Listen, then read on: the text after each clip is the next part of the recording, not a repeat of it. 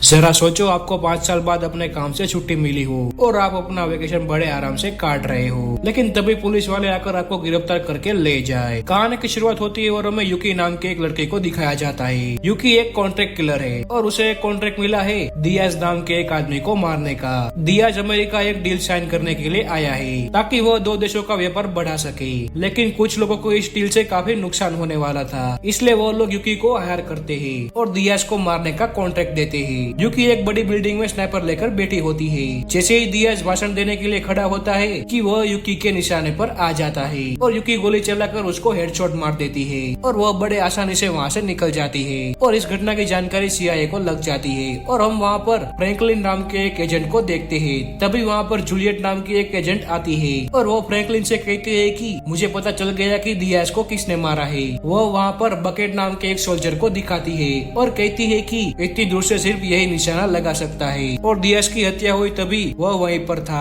और यह बात सुनकर फ्रैंकलिन शेरन नाम के एक एजेंट से कहता है कि जल्द से जल्द बकेट को ढूंढो। तभी अगले सीन में बकेट को दिखाया जाता है। बकेट इन सब बातों से अनजान वीडियो गेम खेल रहा था। तभी वहाँ पर CIA के लोग आ जाते हैं और बकेट को बंदी बना लेते हैं। वह उनसे पूछने की कोशिश करता है, लेकिन वह लोग उसकी कोई बात न सुनकर उसे पकड़ कर ले जाते हैं। तभी वहाँ पर युकी आ जाती है और वो अपने बॉस से कहती है कि बकेट को CIA ने गिरफ्तार कर लिया है। असल में वो वहाँ पर बकेट को मारने के लिए गई थी और उसकी मौत को सुसाइड का नाम देने वाली थी ताकि CIA को लगे कि उसने ही दियाज को मारा था और यह केस वह लोग बंद कर देते। वह बकेट को मार पाते उससे पहले ही CIA के लोग उसे पकड़ कर ले जाते हैं और युकी उनका पीछा करने लगती है। अगले सीन में हम देखते हैं कि बकेट को CIA सेफ हाउस में बांध कर रखा हुआ है। तभी वहाँ पर फ्रैंकलिन आकर उससे पूछताछ शुरू करता है। वह दियाज को मारने की वजह पूछता है, लेकिन बकेट उससे कहता है कि मैंने दियाज को नहीं मारा। तभी फ्रैंकलिन कहता है कि मुझे बेवकूफ मत बनाओ, जब उस पर गोली चली तब तुम उसी शहर में मौजूद थे और इसके साथ साथ हमारे पास तुम्हारी ट्रैवल हिस्ट्री भी मौजूद है और यह सभी सबूत तुम्हारी तरफ इशारा करते हैं। इन लोगों की बातें चल ही रही थी कि वहाँ पर जीरो नाम का एक एजेंट आता है और वह बकेट से कहता है कि मैं इन लोगों की तरह हवा में बातें नहीं करता, मैं पहले थोड़ी जानकारी हासिल करके फिर फैसला लेता हूँ कि तुम निर्दोष हो या गुनहगार हो। वे बकेट कहता है कि मैं लिख कर देता हूँ कि मैं निर्दोष हूँ। तभी वहाँ पर फ्रैंकलिन आ जाता है और वह बकेट को लेकर वहाँ से जाने लगता है। तब भी हम एक रशियन गुंडे को देखते हैं जिसे बकेट को मारने का कॉन्ट्रैक्ट मिलता है और वो अपने आदमियों के साथ वहाँ से निकल पड़ता है। तभी जीरो जूलियट के पास पहुँच जाता है क्योंकि जूलियट ने ही बकेट की जानकारी दी थी और वो जीरो से पूछता है कि तुमने किस बेस पर बकेट का नाम लिया था। तभी जूलियट उसको दियाज के मौत वाला फुटेज दिखाने लगती है और उसे कहती है कि इतनी दूर से सिर्फ बकेट ही निशाना लगा सकता है और वो बकेट की काबिलियत के बारे में भी बताती है और उसकी बात सुनकर जीरो भी कन्विंस होने लगता है। लेकिन वो वीडियो देख रहा था तभी वहाँ पर वो एक आदमी को देखता है और वो कहता है कि इस आदमी का दियाज के साथ क्या कनेक्शन है, क्योंकि यह एक फार्मा कंपनी का मालिक है और वहाँ का CEO भी है और जीरो को उस पर शक होने लगता है। तभी हमें उस रशियन को दिखाया जाता है। वह लोग बकेट की गाड़ी का पीछा कर रहे थे। तभी बकेट को शक हो जाता है कि कोई उनका पीछा कर रहा है और वो उन लोगों से कहता है कि हम पर हमला होने वाला है, लेकिन वो लोग उसकी बात नहीं सुनते।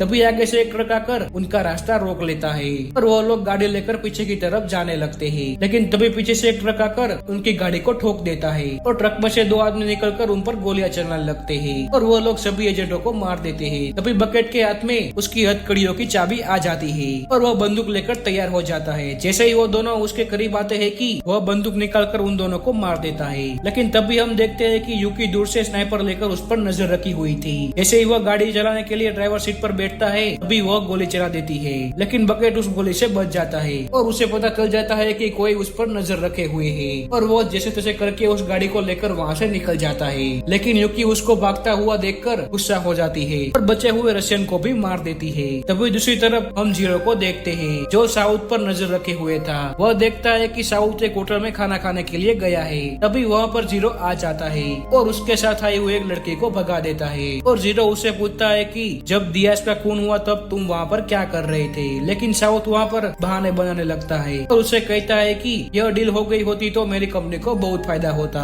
और इसलिए मैं वहाँ पर गया हुआ था। और वो जीरो से कहता है कि तुम मुझ पर शक करना बंद करो और असली कातिल को ढूंढो और उसकी बात सुनकर जीरो भी वहाँ पर शांत हो जाता है। तभी दूसरी तरफ शेरा जाकर फ्रैंकलिन से कहती है कि बकेट पर रशियन गैंगस्टरों ने हमला किया था, लेकिन बकेट वहाँ से बचकर भाग गया है और वहाँ पर एक स्नाइपर भी था जो उन लोगों पर गोलियां चला रहा था, इसलिए मुझे लगता है कि बकेट अब निर्दोष है। लेकिन तभी फ्रैंकलिन कहता है कि बकेट निर्दोष नहीं है। बकेट की मदद करने के लिए वहाँ पर उसके पिता आए थे और वो अपनी टीम से जाकर कहता है कि बकेट के साथ साथ उसके पिता को भी ढूंढो।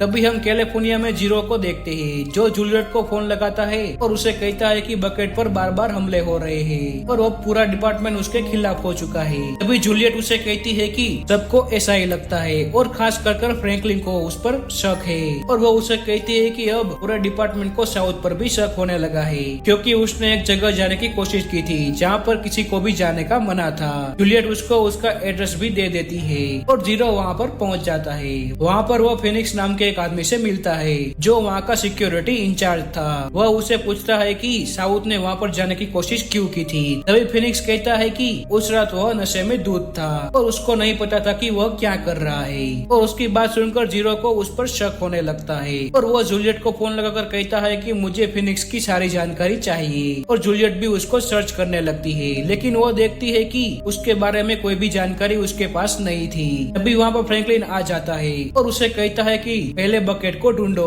फिर किसी से बात करो और वो वहाँ से चला जाता है। तभी जूलियट जीरो को मैसेज करके बताती है कि बकेट पर जिन्होंने हमला किया था उनमें से एक आदमी जिंदा है और वो अस्पताल का नाम और एड्रेस भी उसको भेज देती है और जीरो भी उससे पूछताछ करने के लिए अस्पताल पहुंच जाता है और उससे पूछताछ करने लगता है लेकिन वो उसको कुछ नहीं बताता। तभी जीरो अपनी बंदूक निकालकर उसके घाव को दबाने लगता है और रशियन वहाँ पर चिल्लाने लगता है। थोड़ी देर बाद वह उसे कहता है कि जिस आदमी ने मुझसे कांटेक्ट किया था वह सिर्फ कॉल पर ही बात करता था, मैंने उसकी शक्ल नहीं देखी और उसे कहता है कि वह जब भी बात करता था तब पीछे से हेलीकॉप्टर की आवाज आती थी और इतना सुनकर जीरो वहाँ से निकल जाता है। तभी दूसरी तरफ हम देखते हैं कि बकेट एक ट्रक में बैठकर घने जंगल में आ जाता है जहाँ पर उसके पिता रहते थे। वह घर की तरफ जा रहा था तभी पीछे से थॉमस आ जाता है और उस पर बंदूक तान देता है और वो देखता है कि वो अनजान आदमी नहीं बल्कि उसका ही बेटा है। तभी उस रात फ्रैंकलिन जीरो को कॉल लगाता है और उसे कहता है कि हम बकेट के घर पर तलाशी लेने के लिए जा रहे हैं और जीरो भी वहाँ पर पहुँच जाता है। वो लोग तलाशी कर रहे थे तभी उन लोगों को वहाँ पर एक बर्थडे कार्ड मिलता है जिसमें थॉमस के घर का लोकेशन भी लिखा हुआ था और जीरो उसके घर में घूमने लगता है। तभी उसे वहाँ पर बकेट के बटालियन का एक फोटो मिलता है। वो देखता है कि उसके बटालियन में फिनिक्स भी होता है। वो उसकी एक फोटो लेकर जूलियट को बेच देता है और उसे कहता है कि इसके बारे में मुझे बताओ। तभी वो देखती है कि फिनिक्स बकेट के साथ उसके बटालियन में था लेकिन उसकी 2 साल पहले ही मौत हो चुकी है। यह सुनकर जीरो को उस पर शक होने लगता है और वो फिनिक्स के घर पर छानबीन करने के लिए पहुंच जाता है और उसके घर की छानबीन करने लगता है। तभी उसको बहुत सारे टिकट मिलती है जो एक आइलैंड की होती है और वो समझ जाता है कि वो वहीं पर होगा और वो एक बोट को हायर करके उस आइलैंड पर जाने के लिए निकल पड़ता है। तभी हम बकेट को देखते हैं, वो उसके पिता के साथ बातें कर रहा था। तभी उसे सायरन की आवाज सुनाई देती है और वो समझ जाता है कि फ्रैंकलिन अपनी टीम के साथ यहाँ पर पहुँच गया है। इसलिए थॉमस उसको एक राइफल देकर पीछे के दरवाजे से बाहर निकाल देता है और वह खुद बाहर आकर उनको सरेंडर करने लगता है। तभी जीरो फ्रैंकलिन को कॉल लगाकर कहता है कि बकेट एकदम निर्दोष है क्योंकि मैंने अभी जाना कि दियाज को मारने में साउथ का हाथ है। यह सुनकर फ्रैंकलिन अपने आदमियों से कहता है कि बंदूक नीचे कर लो। तभी हम वहाँ पर यूकी को देखते हैं, वो एक एक करके फ्रैंकलिन के आदमियों को मारने लगती है और बकेट भी गोलियों की आवाज सुन लेता है और वो आवाज के पीछे भागने लगता है और थॉमस भी घर के अंदर चला जाता है और अपनी राइफल निकालकर उसको ढूंढने लगता है और यूकी भी उनको देख रही थी। तभी यूकी अपना दिमाग चलाकर उसका ध्यान बटा देती है लेकिन वो दोनों उसे भागते हुए देख लेते हैं इसलिए वो उनका पीछा करने लगते हैं। तभी हम देखते हैं कि यूकी बकेट पर गोली चलाने वाली थी लेकिन तभी थॉमस आकर उसकी राइफल पर गोली चला देता है जिसकी वजह से उसकी राइफल जाम हो जाती है और यह देखकर बकेट भी यूकी पर हमला कर देता है लेकिन यूकी एक बेहतरीन फाइटर थी जिसकी वजह से वो आसानी से उसको नीचे गिरा देती है और अपनी बंदूक उठा लेती है। अब वो बकेट का काम तमाम करने वाली थी लेकिन तभी थॉमस आकर उस पर बंदूक तान देता है और वो दोनों यूकी को पकड़ लेते हैं। तभी बकेट फ्रैंकलिन को फोन लगाता है और वो यूकी के बारे में बताता है और जूलियट यूकी का फेस स्कैन करके उसके बारे में इंफॉर्मेशन निकालने लगती है और उसे पता चल जाता है कि जब दियाज का खून हुआ था तब वो वहीं पर मौजूद थी। तभी उसे पता चल जाता है कि फिनिक्स एक सिक्योरिटी कंपनी चलाता था और अगर दियाज ने वो डील कर ली होती तो उसकी कंपनी को बहुत नुकसान होता, इसलिए उसने उसको मरवाया था लेकिन उसने बकेट को क्यों फंसाया यह समझ में नहीं आ रहा था। तभी फ्रैंकलिन की दूसरी टीम यूकी और बकेट के पास पहुंच जाती है। तभी बकेट उनसे कहता है कि फिनिक्स मुझे अपना सबसे बड़ा दुश्मन मानता है क्योंकि मैं हमेशा ही उसकी गलतियों को पकड़ लेता था और मैंने ही उसको फौज से निकलवाया था, इसलिए वो मुझसे बदला ले रहा है। और वो फ्रैंकलिन से कहता है कि हमें उसको पकड़ने के लिए यूकी युकी का इस्तेमाल करना चाहिए और वो युकी को फिनिक्स से झूठ बोलने के लिए कहते हैं और युकी भी ऐसा ही करने लगती है और उसे कहती है कि मैंने बकेट को मार दिया है और फिनिक्स भी उसका एड्रेस भेज देता है और उसे कहता है कि उसकी लाश लेकर मेरे पास आ जाओ और वो सभी लोग प्लान बनाने लगते हैं और थॉमस भी इस प्लान में उन लोगों की मदद करने वाला था। वो दूसरे स्नाइपर लेकर उन लोगों पर नजर रखने वाला था। तभी हम जीरो को देखते हैं जो उस आइलैंड पर पहुंच गया था। वहाँ पर वो एक घर में दाखिल होता है और वो देखता है कि वह घर और किसी का नहीं बल्कि साउथ का ही था। लेकिन तभी पीछे से फिनिक्स आकर उस पर हमला कर देता है और उसे बेहोश कर देता है। तभी वहाँ पर साउथ आ जाता है और वो उससे कहता है कि मैंने दियास को मरवाया था, क्योंकि वो डील हो जाती तो मेरी कंपनी बहुत बड़ी हो जाती और वो लोग मुझे सीईओ से हटा देते, इसलिए मैंने उसको मरवाया। तभी वहाँ पर युकी बकेट को लेकर आ जाती है। बकेट को जिंदा देकर फिनिक्स को उस पर शक होने लगता है और वो युकी पर गोली चला देता है। तभी बकेट फिनिक्स पर हमला करने लगता है, लेकिन फिनिक्स उसको बंदी बना लेता है। यह देखकर फ्रैंकलिन थॉमस से कहता है कि फिनिक्स को मार दो, लेकिन थॉमस ऐसा करने से डर रहा था क्योंकि फिनिक्स ने बकेट को अपने सामने रखा हुआ था, जिससे उस पर गोली चलाना मुश्किल हो रहा था। लेकिन फिर भी थॉमस अपने एक्सपीरियंस से उस पर गोली चला देता है और वो गोली जाकर उसके सर पर लगती है। यह देखकर साउथ वहाँ से भागने लगता है, लेकिन युकी उसको पकड़ लेती है और फ्रैंकलिन के आदमी आकर उसको पकड़कर ले जाते हैं। तभी बकेट जाकर जीरो से शुक्रिया अदा करता है और फिर थॉमस और बकेट वहाँ से निकल जाते हैं और इसी के साथ हमारी यह कहानी खत्म हो जाती है। अगर वीडियो पसंद आई हो तो लाइक कर देना और चैनल को भी सब्सक्राइब कर देना। मिलते हैं अगली वीडियो में।